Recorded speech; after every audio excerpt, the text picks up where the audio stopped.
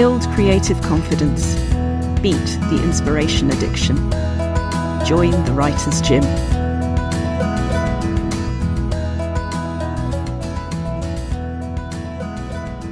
My guest on the Writer's Gym today is one of the most influential writers in my life, so it was even more of a pleasure than usual when what we all feel, I'm not a writer, so-and-so's a real writer, when Kim Morgan, founder of Barefoot Coaching and the author of the Coach's Casebook and my favourite column in Psychologies Magazine for many years, said that to me. I have never been so glad I founded the Writer's Gym because it allowed me to give back exactly what this is all for and what all writers needed. Kim is an internationally recognised expert in coaching and coach training, one of the select band of coaches accredited by the ICF as a master certified coach. She draws extensively on her own experience of what works in practice to make successful individuals, great leaders, productive teams and organisations, and outstanding coaches. Kim designed and launched the Barefoot Flagship Course in 2001. Her passion and curiosity ensure that the course is constantly evolving, refreshed by new ideas and thinking, and always remaining grounded in ethical and psychological rigour.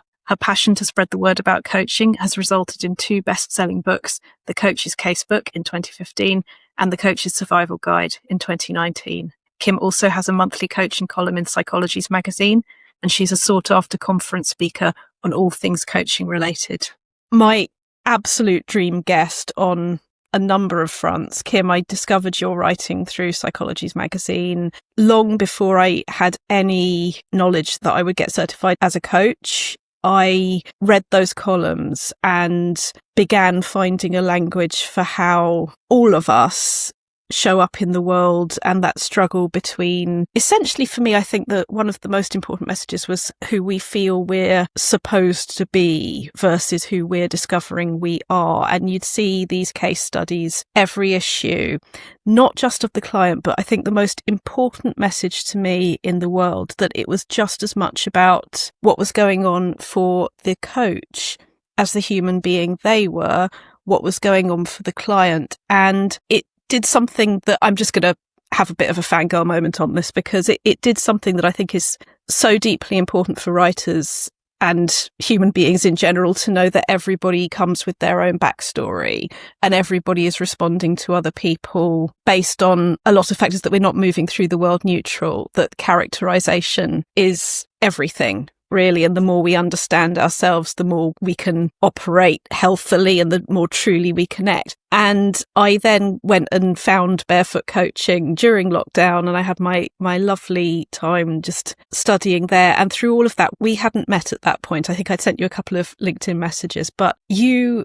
are the voice of that business. So as a writer of 2 of my favourite coaching manuals, well, more than 2, but just a very quick shout out that can possibly be seen over my shoulder, the Coach's Survival Guide and the Coach's Casebook. I've learned so much from your writing and from how generously and articulately you make yourself part of that process, and you became the voice of that business and obviously of those books. So there's no day I'm working where you're not part of how I operate. And then you said something to me when we started talking that really made me realize how important and how true what I'm doing with the Writer's Gym is, which is that you, like everybody else I speak to, have experienced imposter syndrome around writing. And for me to hear the sort of the I'm not really a writer, somebody else is a real writer thing that is the chorus of all of us, but from you, who have influenced me through your writing so deeply for years, was actually in a way a wonderful thing to hear. But I guess when you hear somebody else saying it, it's a very different experience, isn't it? It feels real in ourselves, doesn't it? It does. Wow.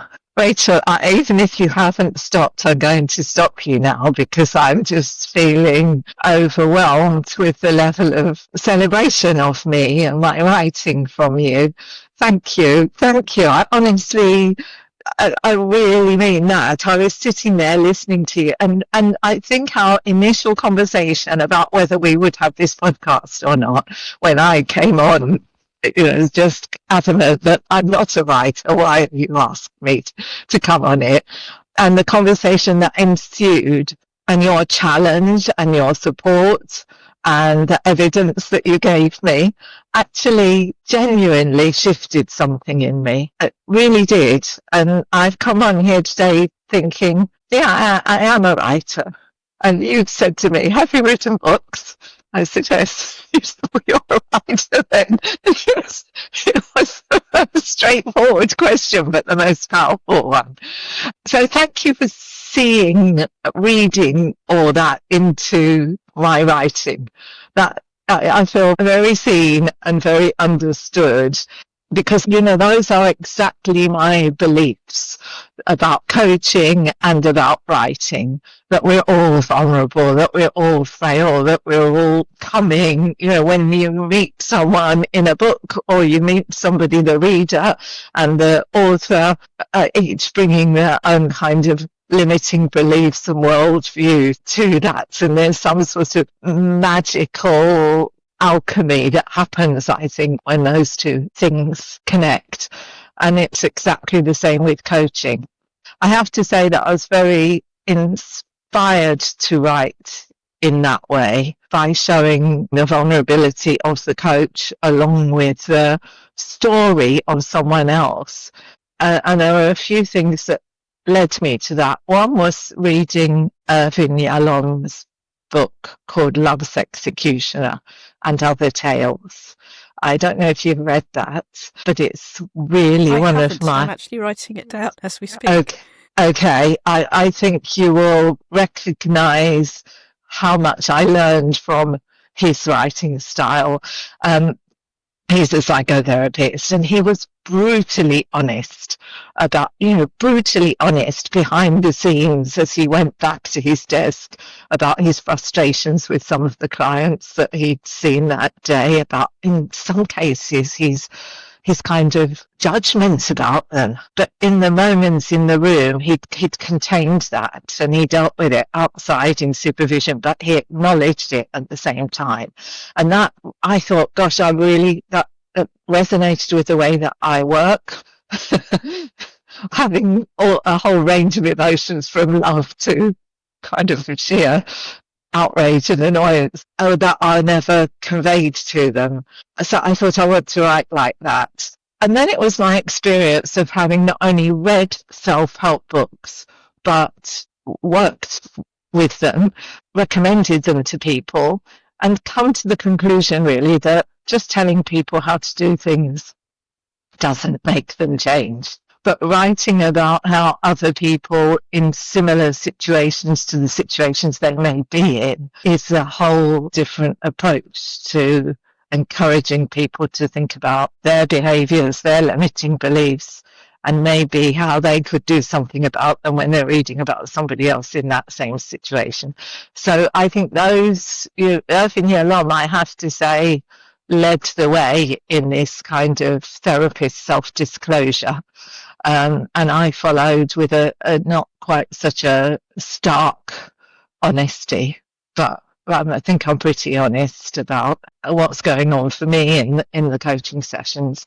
And then just that belief that self-help books really are breaking all the rules of coaching, because they're just telling, do this and you'll feel better. And that's not the place I come from. And the place you come from is very discursive, isn't it? And I think just hearing you say that, it does remind me of why fiction writing also is so important, that we understand that we are identifying with somebody who doesn't technically exist, but the idea that under the literal truth, the emotional truth is truer, that when, for example, you fictionalize a case study in order to not bring the individual or individuals' specifics into it, but you go for what is the essential truth underneath that not only helps one person but helps countless. So I guess I'm interested, I don't know if there is, but is there a link between I'm not a real writer or somebody else is a real writer and the kinds of writing that we do? I mean, is it that thing where we look at somebody doing another genre, like what is technically labelled as fiction rather than fictionalised memoir, and go, that's a writer? Is it any of that, or is it just comparing ourselves with the giants whose shoulders we feel we're standing on?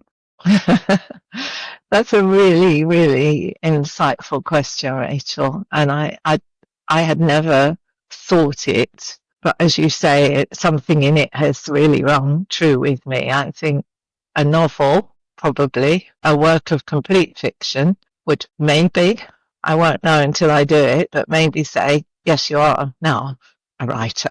Capital A, capital W. I enjoyed that until. Can I keep that until? Yes. Yes, there was an until, wasn't there? No, there wasn't any. Yeah. I'm just putting it there where it's safe. It's just going to sit there. That's me patting its head off camera. It's just. Yeah, we could even give it a date, couldn't we? We could even say. Oh, Kim, I am such a fan of deadlines. I love eat, sleep and breathe deadlines because a big thing in the writer's gym is, I think I've mentioned to you in the past, is the say the thing or the vomit draft, that getting something imperfect into the world that you can then work on. I find deadlines so directly related to that because it reminds me it's never about doing it perfect, because perfect was never on the menu. I know because it says so on my bookmarks, but it's getting something into the world that you can then improve. And it's really nice for me hearing this, because one of the things that I hear come up for people quite a bit is we can kind of, as much as we are taking that permission, that wonderful permission of, I see how he's doing that, I see how that works for me, I'm going to do some of that. It is the inspiration, but it can also be a rejection of permission at the same time, where you go, oh, but, he's already done it like that, or who am I to do it like this?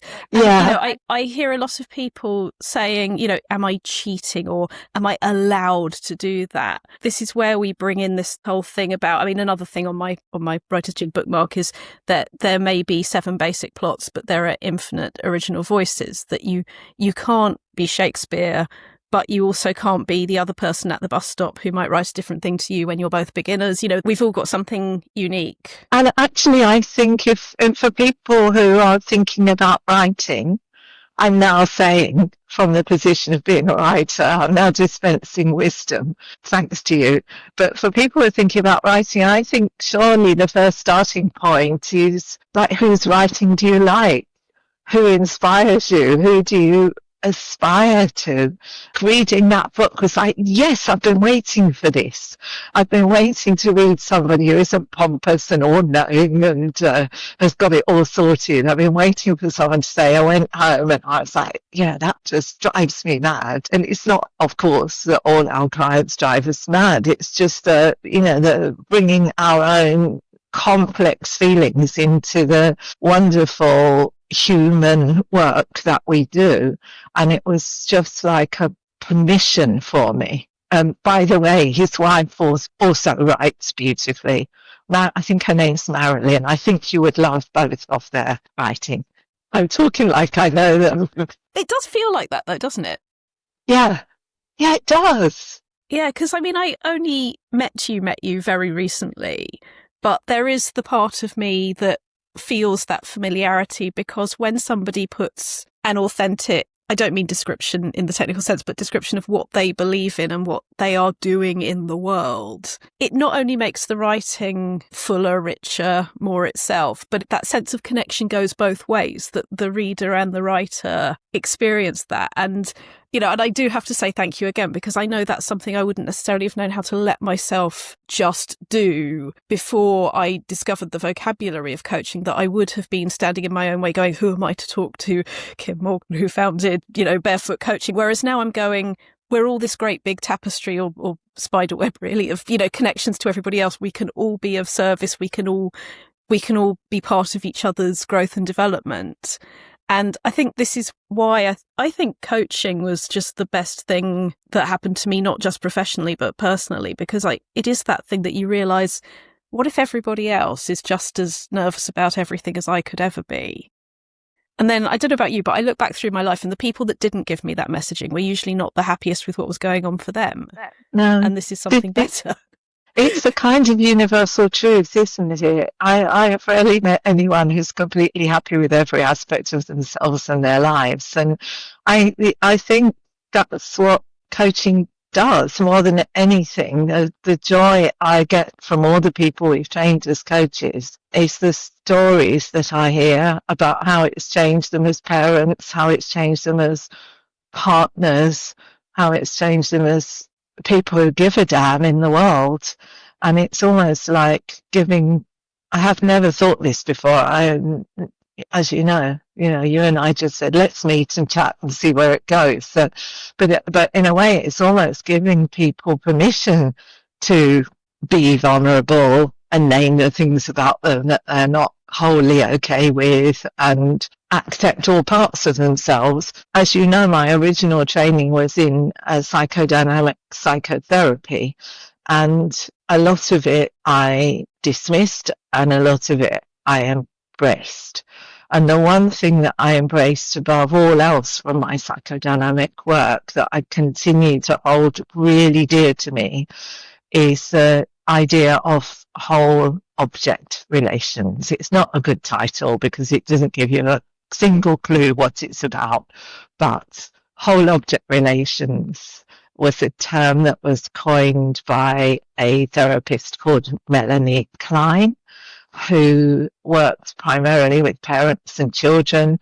And she discovered that at a certain point in a child's development, when they started to become more aware of their parents as separate beings from themselves, realized that the mummy or the daddy that they thought was all loving, all giving, all providing, and totally perfect, sometimes got cross with them, or sometimes was a bit absent or distracted. And that period in the child's growth, Melanie Klein called splitting. They couldn't hold that object of their parent as being both things. And so they had to say, well, that is that mummy and that's that mummy. And they're two different mummies. And only through life and growth and experiences do many of us, because not all of us ever get there, get to the point where we are able to see that, to have that whole object approach to arguments that we have with people, disappointments that we have. Going to see an author speak, which I have done a few times, an author I really highly regarded, and not finding them like the person that I thought they were on the pages. And the tendency to go, right, that's it, I'm never going to read another one of their books again, would be the childlike splitting defense. So nothing to do with writing, but it's to do with the writing that I do, and the coaching that I teach is all about that notion of acceptance, that we are all things. We can all be unkind and we can be kind and loving, and you take any quality, and there are two ends of that spectrum that we can all demonstrate in different circumstances. I wanted to, through my writing and through teaching coaching, make everyone aware of that, to be able to embrace all those aspects of themselves and indeed control them a bit better as well. But it makes for adult thinking in the world rather than child thinking in the world. And without getting too political, or we need more of it. We need more whole object thinking. We need less absolutism, don't we? We need to know that everybody else is an imperfect being doing their best. And the way that you just described that, I don't know if I'm mixing terminology here, but individualization, when you realize that you are separate to your parents. I mean, that's sort of, it's the same idea, isn't it? Yeah. And you only do that when you abandon the perfect in that example, the idea that a being ever existed who was purely there to serve your needs, knew what they were, was in absolute rhythm with your thinking. And like you say, those child responses, like if there's an author that you really admire and you meet them and are in some way or level disappointed or maybe just blindsided slightly that they weren't what you expected, then that child response that you talked about, where you go, well, sod them, that they're not part of my brain and life anymore. Whereas instead, when you're able to embrace that everybody is separate to you, you can become almost closer to your version of the writing. You can be clearer about what came from you. And I think potentially celebrate that it's not about the person who wrote that book being this perfect being any more than your parent is a perfect being. And I'm wondering if that's maybe linked to how I don't know what your experience was, but approaching when you wrote any of the books that you've written, was sort of abandoning the perfect and knowing that we have the right to get our voice out there. Was that a sort of thought process you went through? It's a really good question. I don't think I went through it in advance. I think I went through it once I'd started writing, and I have to acknowledge Jeff Watts, the co-author of my first book, The Coach's Casebook. I have to acknowledge Jeff in this conversation. There it is. There it is, The Coach's Casebook. And can I just tell you a story about this book? If you look at the names, you will notice that it is Jeff Watts and Kim Morgan, which is against all literary... Which is not alphabetical. It's not alphabetical. It's against all literary. And if Jeff listens to this, he won't mind me saying it. My people-pleasing trait got the better of me, or the worst of me.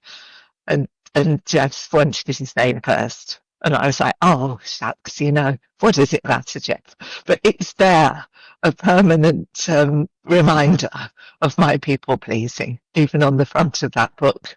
I must ask you about that, because most, if not every, I rarely generalise, but every writer, I think, will have their own version of that going on, that I'd be so interested, just however, at whatever level you're okay for me to ask. That was a co-writer relationship. You're both bringing different things to it. I guess my main question is, how does that work? What was your how did you experience that? And I hope it's not gendered in terms of putting ourselves second, but I think there's a lot potentially going on there that a lot of people will find very relevant to their own journeys. Yeah, so it was a very specific set of circumstances, which I'll share with you, but I don't think the circumstances really explain that. I think I would have rolled over and done it, whoever had said it to me, frankly, because I'm always, does it really matter? Yes, it does matter, actually. However, I'm over it. Jeff's fine. Jeff and I love each other very much. So people in my network know this, and you know this, but my daughter died very suddenly, very tragically, and I disappeared from the business for quite a long time after her death to just try to recover. And when I eventually came back to the business, so many wonderful barefoot trained coaches reached out to me to try to see if they could do anything to help me in any way at all, which was just beautiful and generous and embracing. And some of them had actually stepped in and kept the business running in my absence. They picked it up. There was a manual. They picked it up. They taught it, and they kept it going. Jeff was one of the many people who said, can I come to see you? And Jeff was the first ever agile Scrum coach to come on the Barefoot course. And that led to lots and lots of other agile Scrum coaches training as coaches with us. Jeff said, I sat on that Barefoot course and listened to you for all those days, and I heard several times you saying you wanted to write a book. And I said, did I? And he said, yeah, it just leaked out of you, throughout the course. And he said, I've written 4 or 5 books. His first book was called Scrum Mastery, and they were all written for Scrum Masters and Agile coaches. And he said, I really want to get into the coaching space as well as an author, as well as being in the Agile space. And how about we write a book together? And also he said, maybe in some small way it will kind of help you take your mind off your grief. So we did. We wrote the book together, and I think, I was just going to say possibly it was my deference to him in terms of him having already written 4 or 5 books and me never having written another one. But largely it was my just ridiculous people pleasing that made me put my name second. I'm going to ask my selfish question, and then I'm going to ask my other writer's question. My selfish question, something that really stuck with me in that is, I do know people, and there's a member of my family that I'm thinking of in particular, if they're asked their opinion about something on which purely they have a choice, they will say, it doesn't matter. Not, it doesn't matter to me, or I don't mind, but it doesn't matter. They've jumped to the objectivity to say that out there in the neutral universe, this doesn't matter, rather than own their opinion. And I find it so painful to hear, and I'm afraid it is gendered. I have yet to find males in the same spheres dismissing the fundamental relevance of their own opinions and choices and so on like that. And I guess maybe this is related to my broader question, which is, how did given that there are some stuff going on there around people pleasing and potentially imposter syndrome, how did co-writing work for you? What did work for you? What was important to you in that? What was it like? Yeah, that's a really good question. I think it worked really well. Then. Whether I could co-write now in the same way, I don't know, but I was a novice, and Jeff had experience of writing books. He also, being a Scrum Master, he just mapped it all out for us on Gantt charts and timelines. So from the point of view of having someone holding me to account and giving me deadlines, it worked perfectly, because that isn't my strength at all. And Jeff was very respectful, not deferential, but highly respectful of the knowledge that I had about coaching, which he didn't to the same level. So he deferred to me on all sort of coaching matters. I think we started writing a book that wasn't anything like the book that we ended up writing. We started writing more of a how to coach book. And I had one of those, I think I do my best thinking when I'm asleep, because I remember just waking up one morning and it's almost like my brain has come up with a whole plan overnight.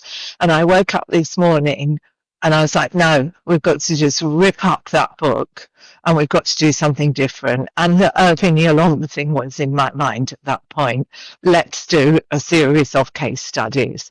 And then it was potentially a difficult conversation to have with Jeff, because we were a long way through it. But he was like, fine, I believe in you, let's change it. And then we sort of divvied up the case studies, and we also added in the interviews with people, which I think they were great doing the interviews. It was lovely doing the interviews, and the people were so generous, successful people, really generous in sharing their experiences of that particular overdone trait that we were writing about. He held me to account. I had a flat in Streatham Hill in South London at that point, and I've got really happy memories. Jeff used to come to the flat and we'd write all day and go out for lunch together, and it was a really lovely, collaborative, generous experience between the two of us, two completely different people. Would there be, at that point, just logistically, would you take different chapters, start, swap, add? How did it function? I think we took separate chapters and then we kind of swapped them over, as you've indicated, and we kind of edited one another's. And then we had an editor. We self-published, but we spent a lot of money on it. We had some really good people around us. We had an editor. I wasn't wholly happy with the first edit, so my husband, who's not a writer but a brilliant literary we have a swear box for not a writer. No, he hasn't written any books, but he writes beautifully, and he sort of second edited. And had some editing experience behind him, right? Yes, not professionally, but yeah, he writes beautifully, succinctly, crisply. So he second edited it, and we were as happy as you can ever be, I think, at the end of the process. we had a wonderful book launch somewhere in, I can't remember where it was, Book on Wenley's, kind of bar restaurant in London, in the city. And we had cocktails made in the name of every one of the traits. Perfectionism, going to excess. Oh my God.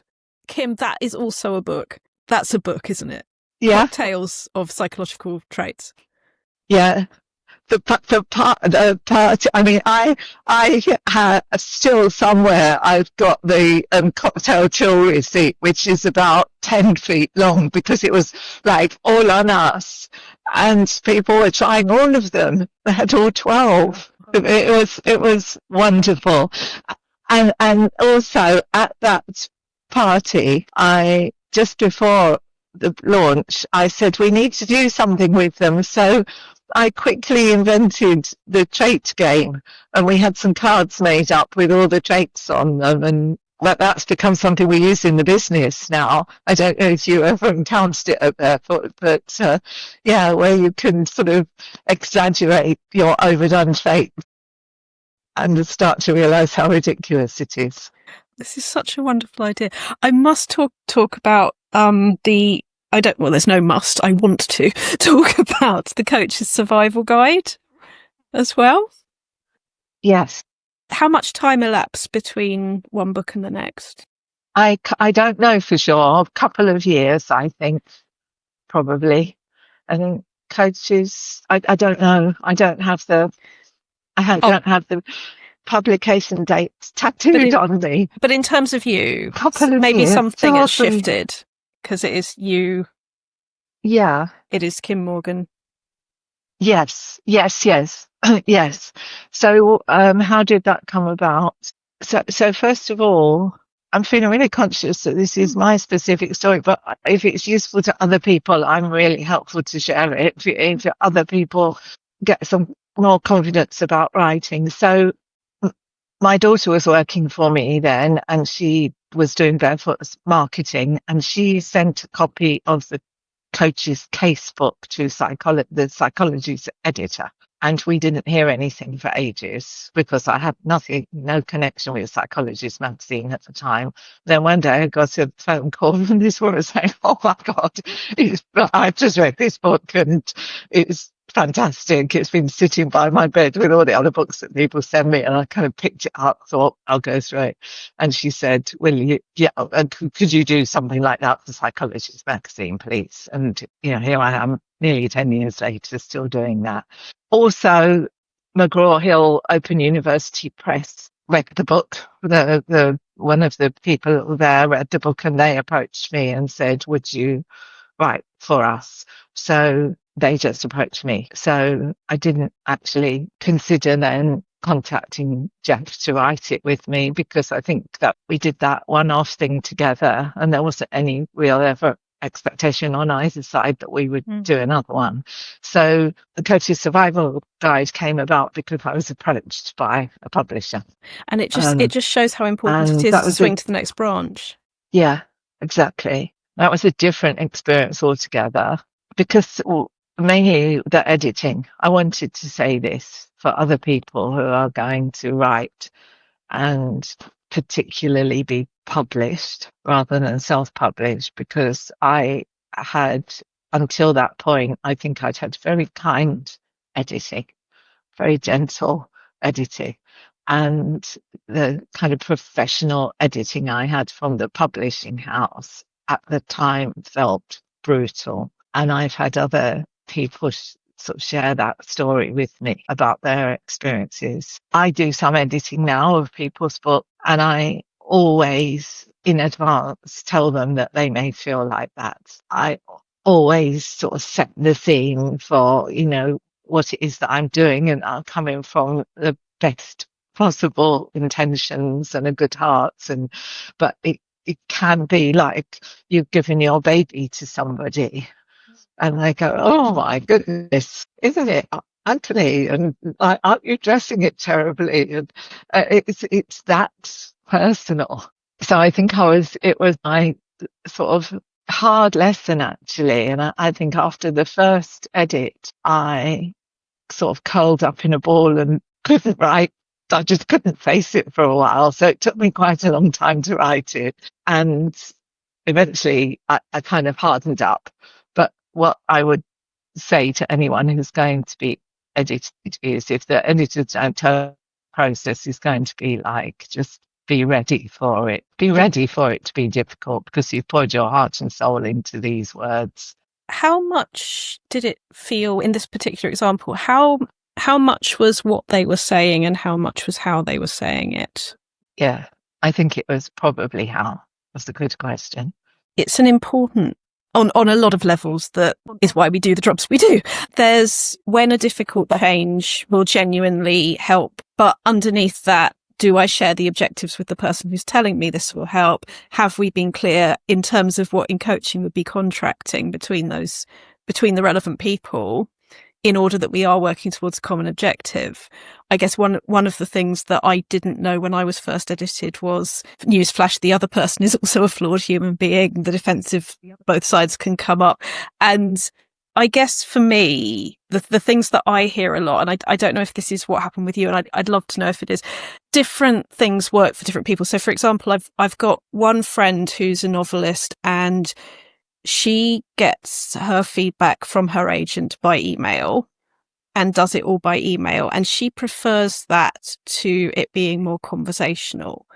Whereas I have somebody else who will have, who's actually also a novelist, and will have conversations with her agent that are conversations. And it's more of a holistic, it gives you that background. And I can completely see how for different people, both of those things might be infuriating or upsetting. That one will be going, just tell me what to do for God's sake. But the other will be going, be gentler, but be more conversational, or make it a dialogue, be more coach than lecturer in your editing. And I guess it's about, I know not everyone is in this situation, but if you are in a situation where you can really open a conversation with the person who's doing the editing, I guess for me it's about, don't be afraid to say what works for you. Maybe that if I went back to somebody, I'd know what had worked and not, or even where there would be no editorial second date.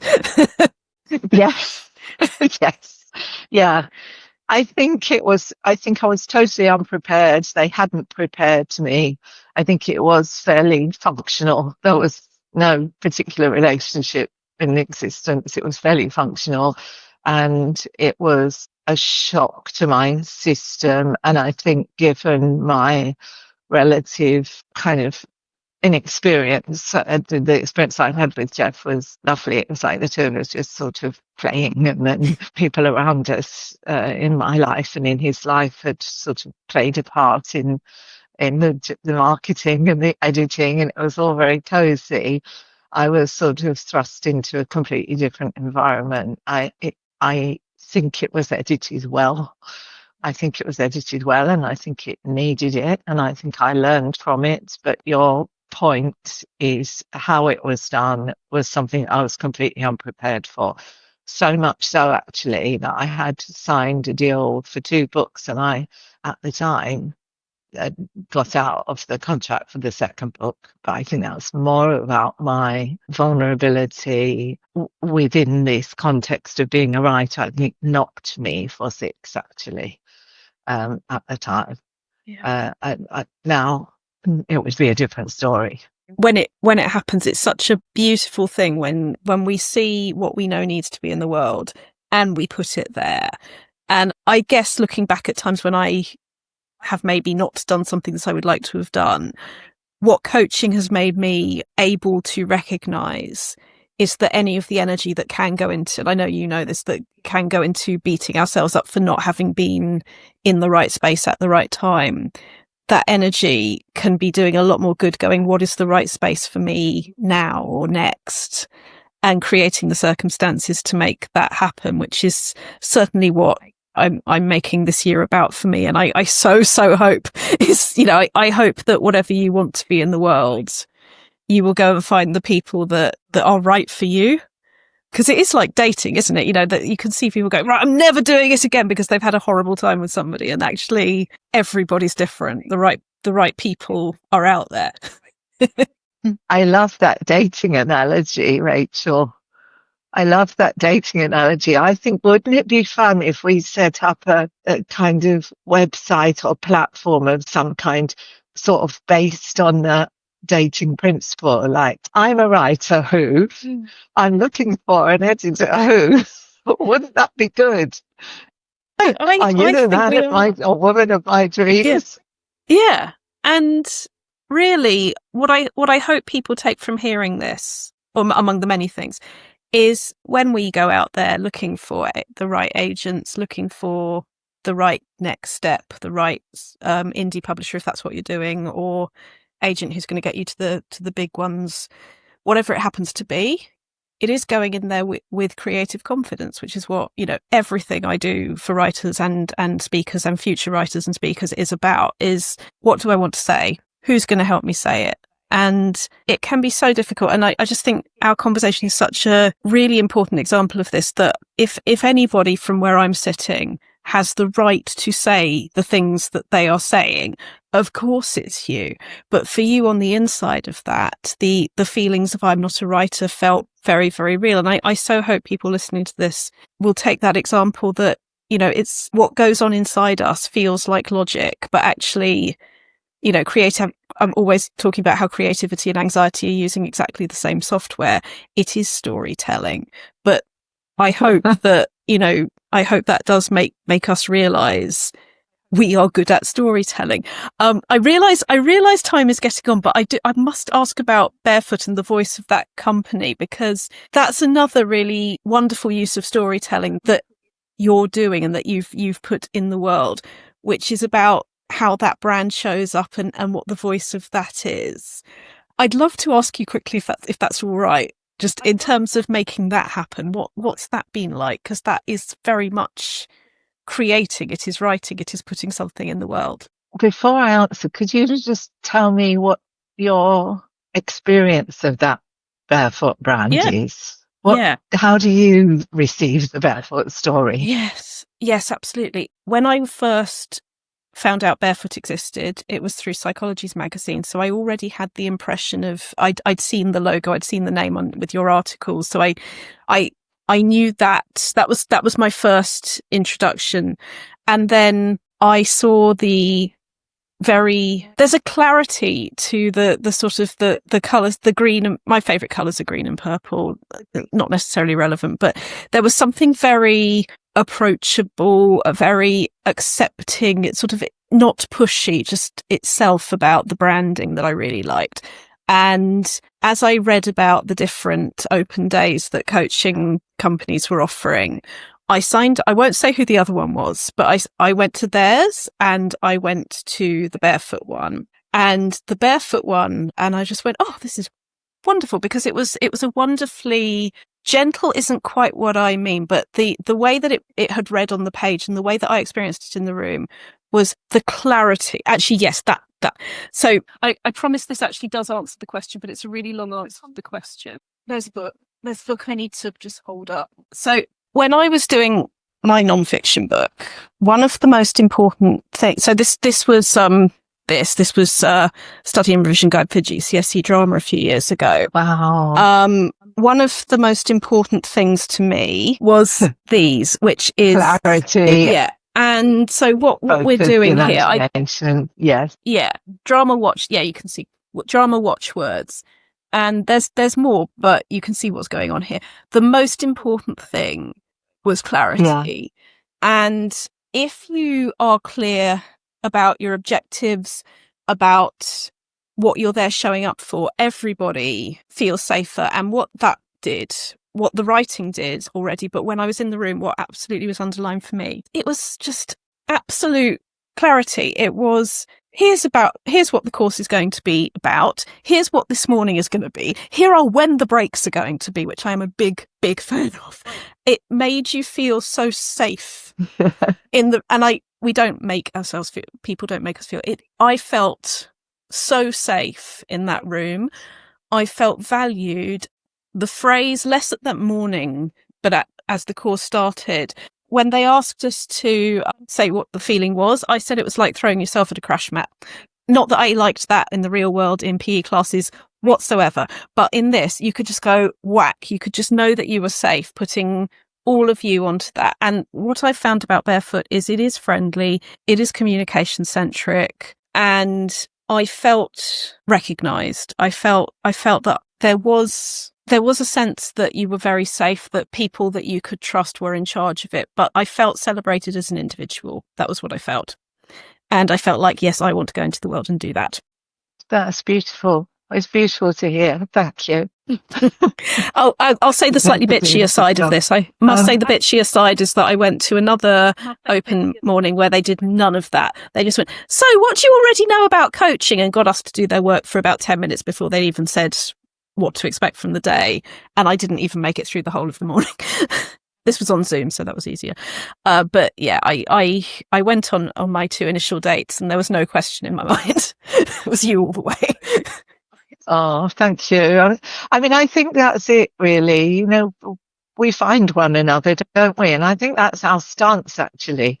We believe wholeheartedly in what we do, and we try to model coaching in everything we do. And that means not pushing people and being honest and being congruent and creating the conditions to enable people to think for themselves, even in the taster sessions. We are obviously a commercial organisation, but it isn't bums on seats that drives us. It's people feeling like you did. It's people feeling like I've found a place where I think I'm going to learn comfortably and safely, and to then go out and use those skills in whatever area of my life I like to use them. And so it sounds a bit corny and a bit idealistic maybe, but you know, we live our values. We live coaching values. It would be crazy if we didn't. And I just quickly looked something up because I couldn't remember it word for word. But one of the other sort of my psychodynamic heroes is somebody called Winnicott, who was a pediatrician actually, but also a psychologist. And I often quote his description of a learning space as the optimal development atmosphere and vehicle for change in which meanings can be played with, considered and understood. And I like that played with idea. And I think we try to create that in the taster sessions. Actually, it's a potential space. So the taster sessions are just this potential space. It is an area of psychological experience located between wishes and reality, which I really like too, because you come to something hoping for something and maybe you get it, maybe you don't. And then it says, if carefully curated, it allows certainty about yourself and others to loosen. It allows for playful reflection, creation, and the opening up of new possibilities, eventually perhaps to enable shifts in self-identity. And that little paragraph from Winnicott sits at the heart of everything we do, really, from taster session to the course to working with organisation. We hope that what we provide enables people to go through a level of sort of transformation about themselves and their views of the world. And if we can't do it for them, somebody else probably can in a different way. And it's being not married to the conclusion, being able to experience one step at a time, that I think has been so important. And from a writing perspective, that why creative confidence is at the heart of everything that we're doing here, that we're talking about. It's that you create reality, that we find who we are, what's going on in the page, what's going on in the world, through taking one step at a time, through finding out and expressing who we are. And I think that's why the coaching space is such a great space for everybody, but for writers particularly in this sense, because you are creating your world. That's what you're doing. Yeah. And those lovely phrases of meanings can be played with, considered and understood. That's, I guess, what writers do, isn't it? And that psychological space located between wishes and reality maybe is something that sits at the heart of all the writing that we do as well. That is such a beautiful thought to end on, but that doesn't mean we necessarily have to end on it. Is there anything you would like to explore, share, think aloud about to the writers out there and to everybody else who's passing? Yeah, I don't think so, actually. The only thing I would like to say is thank you for inviting me here. Thank you for genuinely really making a difference to how I feel about being a writer. Genuinely, that's not bullshit. You really did in our last conversation, and you've built on it today. Thank you. And just for your warmth and curiosity and wisdom and playfulness, I think you're doing a wonderful job here, bringing writing and the possibility of writing to hopefully a lot of listeners. It's been really thought-provoking and really valuable. Thank you. Thank you so much, Kim Morgan, for joining the Writers' Gym and for being such a muse for its creation in the first place. You've visited the Writers' Gym with author and coach Dr Rachel Knightley. Production and sound design are by Ashley Lexine, and theme music is by Chris Gregory. To join a Writers' Gym workout online or in London as a guest or as a member, visit writersgym.com or email thewritersgym@rachelknightley.com.